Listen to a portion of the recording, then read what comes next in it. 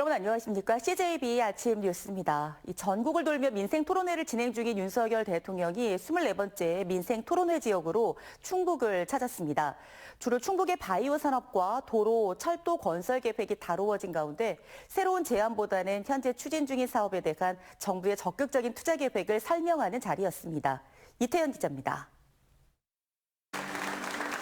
윤석열 대통령은 먼저 충북 바이오 산업에 대한 집중 투자를 약속했습니다.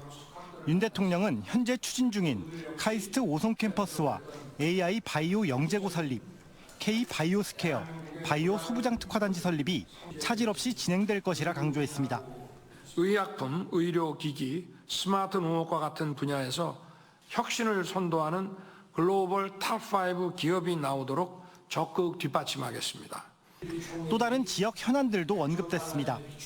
청주국제공항에 대해서는 여객터미널과 주기장 확장 사업이 곧 착수될 것이라 말했고 공항 활성화를 위해 인프라 구축에 대한 정부 계획도 밝혔습니다. 천안과 청주공항을 잇는 전철은 내년 상반기부터, 청주공항과 제천을 연결하는 충북선 고속화 사업은 본인의 임기 내에 공사가 시작될 것이라 말했습니다.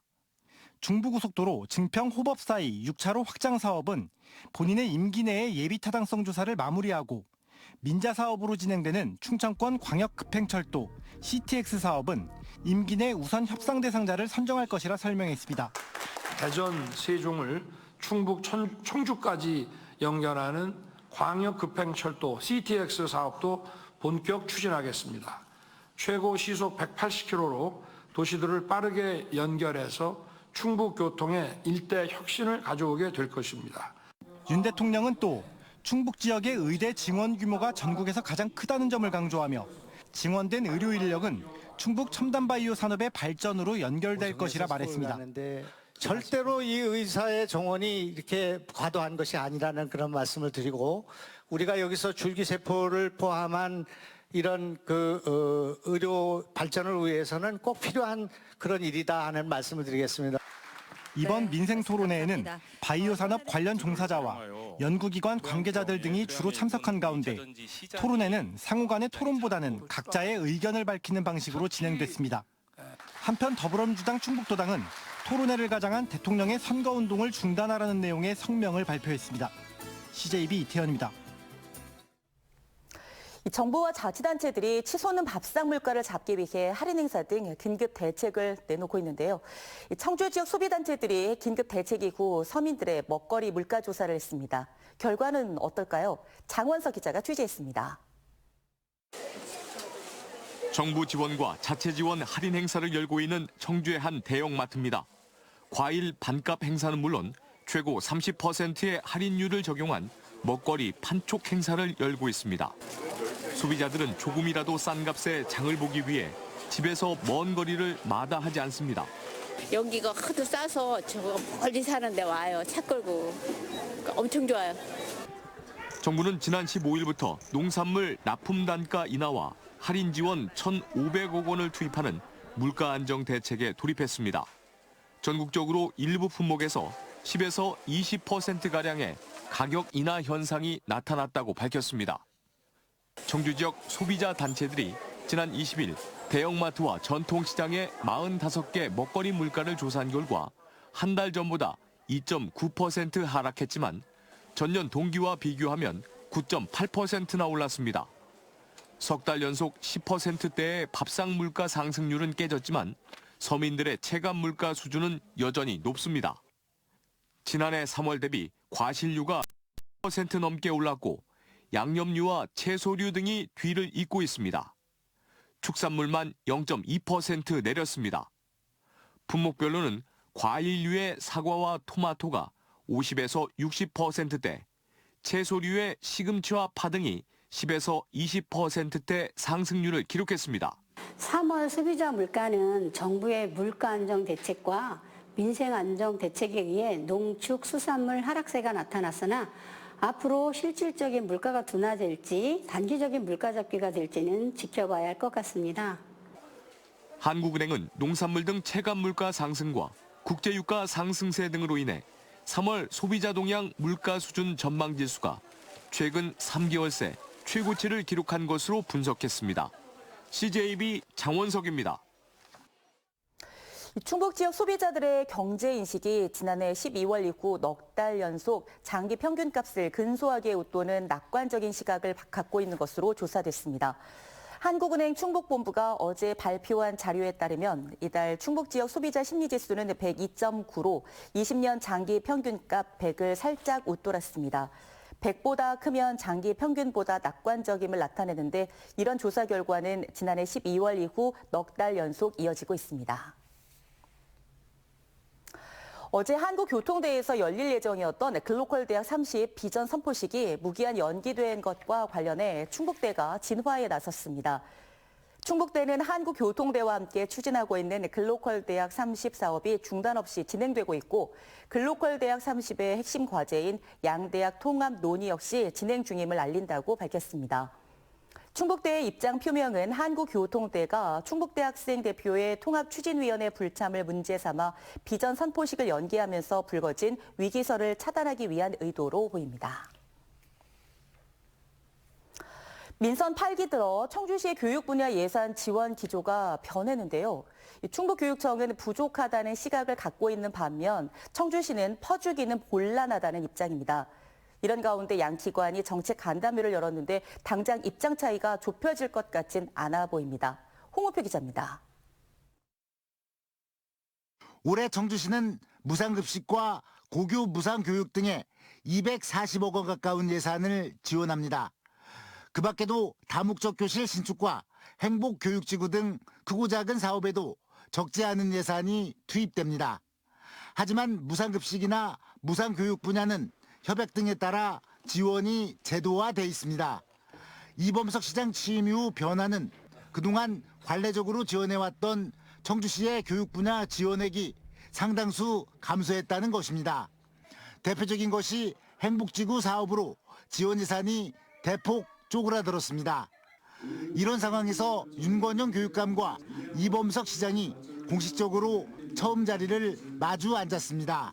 교육자치하고 일반 지원자치의 역할 재정이라든지 또 같이 협력을 해서 연계 협력하고 또 역할 분담해서 해야 될 부분에 대해서 진작에 고민하고 특히 충청북도의 반 이상이 청주에 머물고 학생도 60% 가까이가 청주에서 학교를 다니고 있기 때문에 청주의 교육도시는 결국 충북의 교육도시의 상징이라고 생각이 듭니다.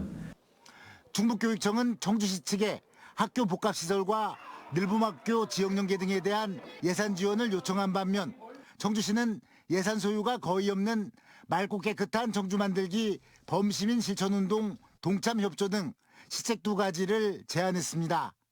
청주시는 각자의 고유 업무가 있는 만큼 당장의 예산 지원보다 일단 서로 회의를 해보고 추후에 논의하자는 기존 입장을 재확인했습니다. 이에 대해 도교육청은 예산 지원만큼 지역교육 공동체에 대한 자치단체의 관심이 필요하다는 점을 강조했습니다. 어차피 당장의 성과를 기대하지 않았기 때문에 양측 모두 일단 만났다는데 의미는 있습니다. 앞으로 실무협의를 통해 지역사회 교육 발전을 위한 구체적인 지원 범위를 어디까지 정할 것인가는 여전히 과제로 남아 있습니다. CJB 홍우표입니다. CJB 청주방송 등 지역 방송 3사가 공동 주최하는 국회의원 후보자 토론회. 어제는 여야 맞대결이 펼쳐지는 충주 후보를 대상으로 열렸습니다. 두 후보 모두 서로의 공약에 대한 검증과 신상에 대한 공방을 펼쳤습니다. 박원 기자입니다. 더불어민주당 김경욱 후보는 국민의힘 이종배 후보가 예산 잘 따오는 의원이라고 홍보하는 근거가 무엇인지 선제 공격을 날렸습니다. 2024년 국비 예산 8,381억 원을 확보하고 하셨다고 이제 홍보를 하고 계신데, 근데 사실은 그 의원님이 아니라도 이 부분은 편성이 되는 예산으로 저는 보입니다. 이종배 후보는 지난 총선과 달리 이번에 김 후보가 낸 공약 중 굵직한 사업들이 왜 대부분 빠졌냐고 따져 물었습니다. 원도심에 5천억을 투자하겠다. 대기업을 10개 유치하겠다. 도청 제2청사를 유치하겠다. 시민들에게 큰 기대감을 주었었는데 이번 공약 발표하신 거에는 그게 빠졌어요, 전부 다. 이 후보는 또 다른 공약을 두고 이미 지난 사업을 내세운 이유가 무엇인지도 지적했습니다. 상권 르네상스 2.0이라는 이름 자체가 없고 상권 활성화 사업으로 바뀌었고 지금 충주시에서는 지금 본격적으로 잘 진행되고 있는데 왜 갑자기 이런 없어진 사업을 공약하고 김경욱 후보는 이종배 후보가 3번이나 재임하는 동안 충주 지역이 발전된 게 없다고 꼬집었습니다. 184개 발표 지역 중에 173위입니다. 그래서 끝에서 12번째 정도로 충주가 살기 좋은 도시 평가에서 가장 낮은 순위로 평가되는 이유가 무엇인지 신상에 대해서도 날선 토론을 펼쳤습니다. 이종배 후보는 김 후보가 탈당했다 복귀한 배경을, 인천공항공사 사장으로 가서 탈당을 하시고 그리고 정계 은퇴 선언했던 걸 알고 있는데, 김경욱 후보는 이 후보의 후원 명단을 보면 전현직 시의원이 대부분이라며 공천 대가 의혹을 제기했습니다. 그 박혜수 현 시의회 의장님이 2천만 원, 토탈 7,550만 원에 이르는데요. 이분들이 공인들이고 전현직 시의원이기 때문에 말씀을 드렸습니다. 토론 막바지에는 자택에 관한 설전도 이어졌습니다. 충주의 아파트는 전세 2억 3천만 원을 신고를 하셨고 서울의 강남 아파트는 이제 신고가액으로 21억 원을 신고를 하셨습니다. 네, 김경욱 후보는 집이 어디 있습니까? 지금 경기도 화성시에 있는데 네. 저는 집을 팔려고 내놨습니다. 충주에는 집이 없고요. 두 후보는 충주의 지리적 이점을 활용해 경제를 활성화해야 한다는 의견에는 모두 공감했습니다. CJB 박원입니다. 국민의힘 청주 서원구 시도 의원들은 기자회견을 열고 더불어민주당 이광희 후보가 김진모 후보에 대해 허위 사실을 유포했다며 사과와 후보직 사퇴를 요구했습니다. 시도의원들은 이광희 후보가 자신의 SNS에 김진모 후보는 불법 여론 조작이라는 중범죄를 저질렀다는 허위 비방글을 올렸다며 이 후보를 허위사실 유포 혐의로 선관위에 조사를 의뢰했다고 밝혔습니다. 이에 대해 이광희 후보는 중앙당에 홍보물을 재전송하는 과정에서 빚어진 실수로 불법 여론 조작이 아니라 업무상 횡령이 맞는 표현이라며 관련 홍보물을 삭제하고 SNS에 사과문을 올렸습니다. 오송 참사 유가족 협의회와 생존자 협의회, 시민대책위원회는 기자회견을 열고 오송 지하차도 참사에 대한 국정감사를 요구했습니다.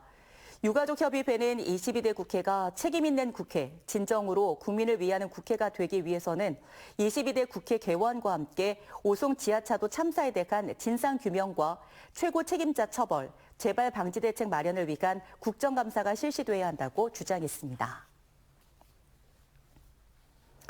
단양군이 정부가 역점적으로 추진하는 지역 활성화 투자펀드 출범 1호 사업에 선정됐습니다.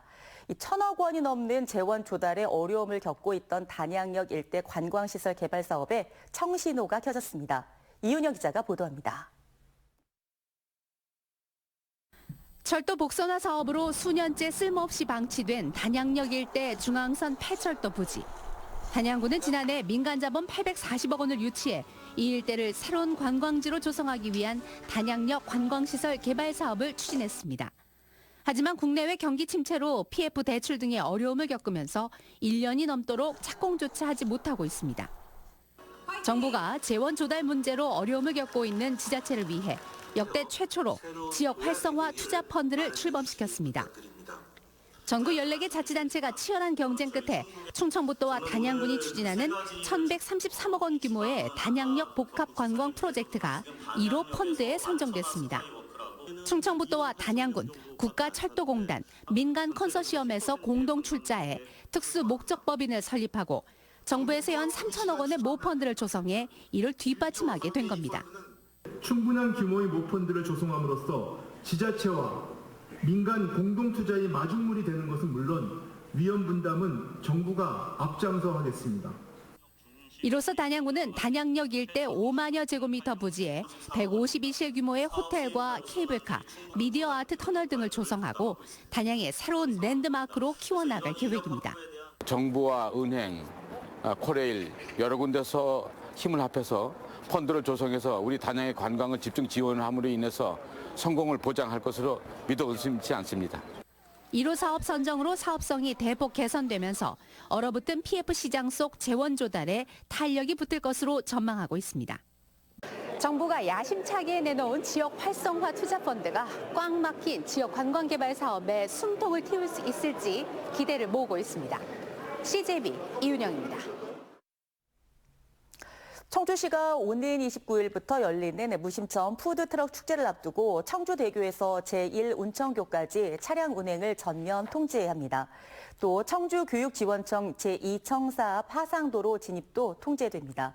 통제 기간은 축제 전날인 내일 오후 8시부터 4월 1일 오전 3시까지입니다. 한편 방문객의 편의를 위해서는 주성초등학교 운동장을 임시주차장으로 개방합니다. 제천시가 한방바이오진흥재단에 대한 특정 감사에 나섭니다.